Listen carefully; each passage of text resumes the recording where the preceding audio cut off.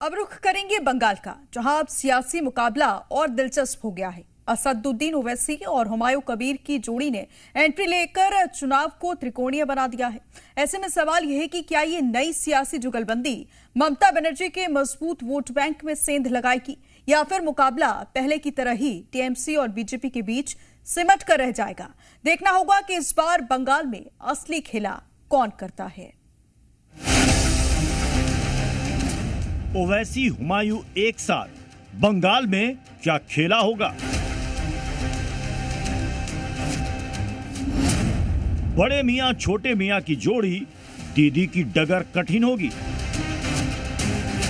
बंगाल में अब तक मुकाबला टीएमसी और बीजेपी के बीच ही माना जा रहा था, लेकिन चुनाव से ठीक पहले बंगाल में ओवैसी की एंट्री ने इस मुकाबले को और दिलचस्प बना दिया है।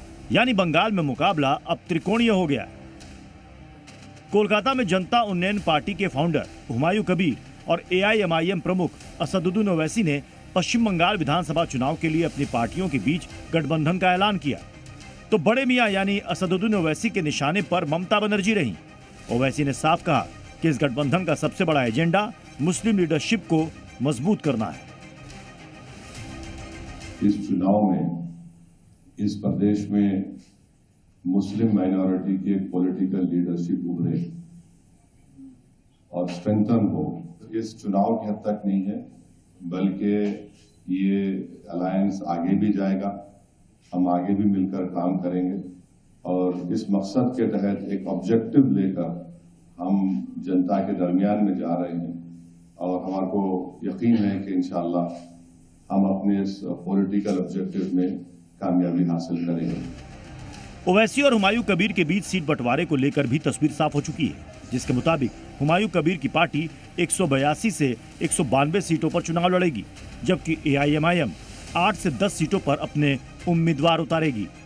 इसीलिए बड़ा भाई मेरा को साथ कम से कम 20 रैली के शामिल होंगे मेरा साथ। एक साथ जोड़ के दोनों भाई 20 का पहले से मुर्शिदाबाद से शुरू होगी, पूरे 20 एक साथ में बड़ा भाई मेरे साथ रहेगी।